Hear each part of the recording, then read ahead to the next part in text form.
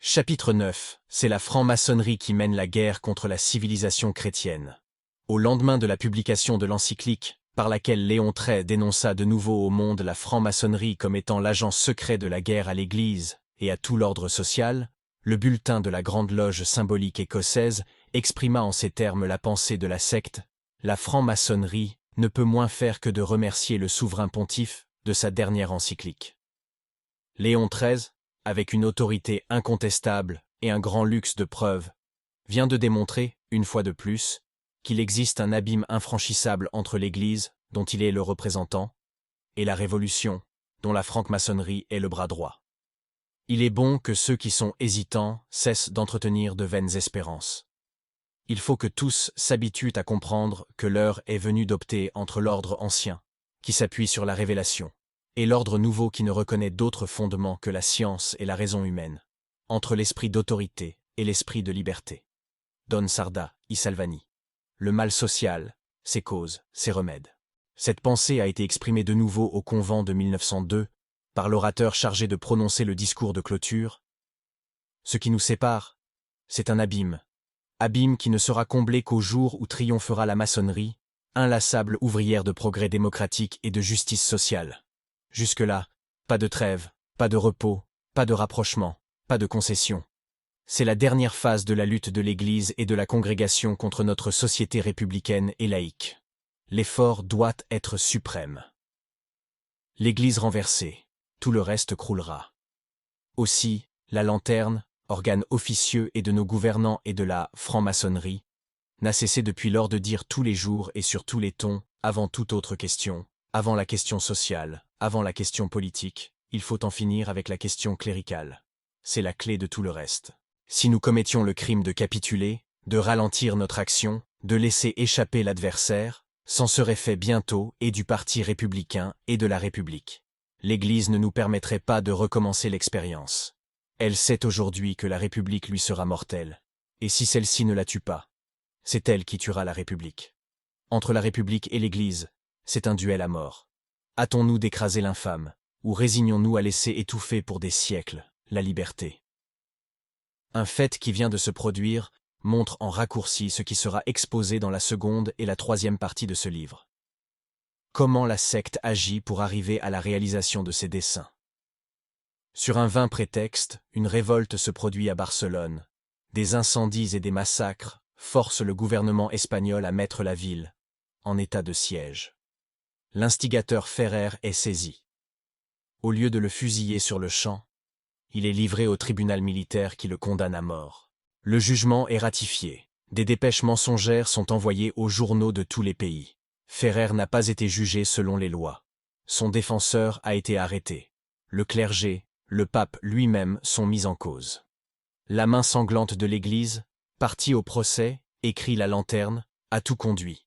Et les soudards du roi d'Espagne ne font qu'exécuter ses volontés. Tous les peuples doivent se révolter contre cette religion de meurtre et de sang. À l'appui, une caricature représente un prêtre, un poignard à la main. Des menaces de représailles, d'assassinat du roi et du pape pleuvent à Madrid et à Rome. Des pétitions circulent à Paris, à Rome, à Bruxelles, à Londres, à Berlin pour protester contre le jugement. Ferrer est exécuté. Aussitôt des manifestations, dont plusieurs sanglantes, se produisent dans les principales villes de France et de tous les pays européens. Pour comble, une sorte de triomphe veut le glorifier dans les rues de Paris, sous le couvert de la police, avec la participation de l'armée, au chant de l'Internationale. Les gouvernants sont interpellés dans les divers parlements. Des protestations sont signées par les conseils départementaux, communaux. 57 villes de France décident de donner le nom de Ferrer à l'une de leurs rues. La spontanéité et l'ensemble prodigieux de ces manifestations pour une cause étrangère aux intérêts des divers pays indiquent une organisation s'étendant à tous les peuples et ayant action jusque dans leurs plus humbles localités. Parmi les pièces du procès de Barcelone, il en est qui établissent que Ferrer appartenait à la Grande Loge internationale, le mystérieux foyer d'où s'exerce sur le monde la puissance occulte de la maçonnerie. Mais voici que la secte se dénonce elle-même.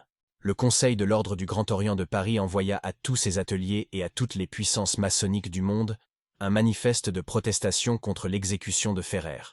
Il y revendiquait l'émeutier pour l'un des siens. Ferrer fut un des nôtres. Il sentit que dans l'œuvre maçonnique s'exprimait le plus haut idéal qu'il soit donné à l'homme de réaliser. Il affirma « nos principes jusqu'à la fin ». Ce qu'on a voulu atteindre en lui, c'est l'idéal maçonnique. Devant la marche du progrès indéfini de l'humanité s'est dressée une force d'arrêt dont les principes et l'action visent à nous rejeter dans la nuit du Moyen-Âge. Le Grand Orient de Belgique s'empressa de répondre au manifeste du Grand Orient de France. Le Grand Orient de Belgique, partageant les nobles sentiments qui ont inspiré la proclamation du Grand Orient de France, s'associe, au nom des loges belges, à la protestation indignée que celui-ci a adressée à la maçonnerie universelle et au monde civilisé, contre la sentence inique prononcée et impitoyablement exécutée à l'égard du frère Francisco Ferrer. Le Grand Orient italien et d'autres sans doute firent de même. François Ferrer, honneur de la culture et de la pensée moderne, apôtre infatigable de l'idée laïque, a été fusillé par ordre des Jésuites, dans l'horrible cachot de forteresse de Montjuich. Encore tout retentissant des cris d'innombrables victimes. Un frémissement d'horreur a parcouru le monde, qui, dans un sublime élan de solidarité humaine, maudit les auteurs avérés et occultes du meurtre, et les voue à l'exécration et à l'infamie. Le comité central de la Ligue maçonnique des droits de l'homme, réuni en séance extraordinaire le 13 octobre 1909, décida d'élever un monument à la mémoire de Ferrer, martyr de la pensée libre et de l'idéal démocratique. Il invita toutes les organisations de la libre pensée à contribuer à la réalisation de ce projet, et résolut de l'élever à Montmartre, en face de l'église du Sacré-Cœur. La franc-maçonnerie a donc déclaré en paroles et en actes qu'elle considérait Ferrer et le défendait comme l'incarnation de l'idéal maçonnique. Quel était donc l'idéal de Ferrer? Lui-même l'a fait connaître en mai 1907 dans la revue pédagogique Humanidad Nueva, où il exposa les principes de l'école moderne qu'il venait de fonder avec l'argent peu loyalement obtenu d'une catholique pratiquante et même pieuse. Lorsque nous eûmes, il y a 6 ans, la très grande joie d'ouvrir l'école moderne de Barcelone, nous nous empressâmes de faire connaître que son système d'enseignement serait rationaliste et scientifique. Nous désirions prévenir le public que, la science et la raison étant les antidotes de tout dogme, nous n'enseignerions dans notre école aucune religion. Plus on nous montrait la témérité que nous avions à nous placer aussi franchement en face de l'Église toute puissante en Espagne, plus nous nous sentions de courage pour persévérer dans nos projets. Il est cependant nécessaire de faire connaître que la mission de l'école moderne ne se limite pas seulement au désir de voir disparaître les préjugés religieux des intelligences. Bien que ces préjugés soient de ceux qui s'opposent le plus à l'émancipation intellectuelle des individus, nous n'obtiendrons pas, avec leur disparition, une humanité libre et heureuse, puisqu'on peut concevoir un peuple sans religion, mais aussi sans liberté. Si les classes ouvrières se libérèrent des préjugés religieux et conservaient celui de la propriété tel qu'il existe à l'heure actuelle, si les ouvriers croyaient sans cesse à la parabole qu'il y aura toujours des pauvres et des riches, si l'enseignement rationaliste se contentait de répandre des notions sur l'hygiène et les sciences, et de préparer seulement de bons apprentis, de bons ouvriers, de bons employés de toutes les professions, nous continuerions à vivre plus ou moins sains et robustes avec le modeste aliment que nous procurerait notre modique salaire, mais nous ne cesserions pas d'être toujours les esclaves du capital. L'école moderne prétend donc combattre tous les préjugés qui s'opposent à l'émancipation totale de l'individu, et elle a adopté dans ce but le rationalisme humanitaire, qui consiste à inculquer à la jeunesse le désir de connaître l'origine de toutes les injustices sociales, afin qu'elle parvienne à les combattre au moyen des connaissances qu'elle aura acquises. Notre rationalisme combat les guerres fratricides, soit intestines, soit extérieures, l'exploitation de l'homme par l'homme. Il lutte contre l'état de servitude dans lequel se trouve actuellement placée la femme au sein de notre société. Il combat en un mot tous les ennemis de l'harmonie universelle, comme l'ignorance, la méchanceté, l'orgueil et tous les vices et défauts qui divisent les hommes en 2 classes, les exploiteurs et les exploités. Dans une lettre adressée à l'un de ses amis, Ferrer manifestait mieux encore la pensée de son école, pour ne pas effrayer les gens et pour ne pas fournir au gouvernement un prétexte d'affermer mes établissements, je les appelle écoles modernes et non pas écoles d'anarchistes. Car le but de ma propagande est, je l'avoue franchement, de former dans mes écoles des anarchistes convaincus. Mon vœu est d'appeler la révolution. Pour le moment, nous devons toutefois nous contenter d'implanter dans le cerveau de la jeunesse l'idée du chambardement violent. Elle doit apprendre qu'il n'existe contre les gendarmes et la tonsure qu'un seul moyen, la bombe et le poison. L'instruction du procès amena la découverte à la villa germinale qu'il habitait, des documents cachés dans un souterrain habilement dissimulé, et, ayant plusieurs portes de sortie. Ils prouvèrent qu'il était l'âme de tous les mouvements révolutionnaires qui se sont produits en Espagne depuis 1872. Voici entre autres des extraits de circulaires rédigés en 1892. Compagnons, soyons hommes. Écrasons ces infâmes bourgeois. Avant d'édifier, ruinons tout. Si, parmi les politiciens, quelques-uns font appel à votre humanité, tuez-les. Abolition de toutes les lois, expulsion de toutes les communautés religieuses, dissolution de la magistrature, de l'armée et de la marine, démolition des églises. Enfin, de la main même de Ferrer, cette note: je joins une recette pour fabriquer la panclastite. Voilà l'homme que la franc-maçonnerie a présenté au monde comme professant son idéal.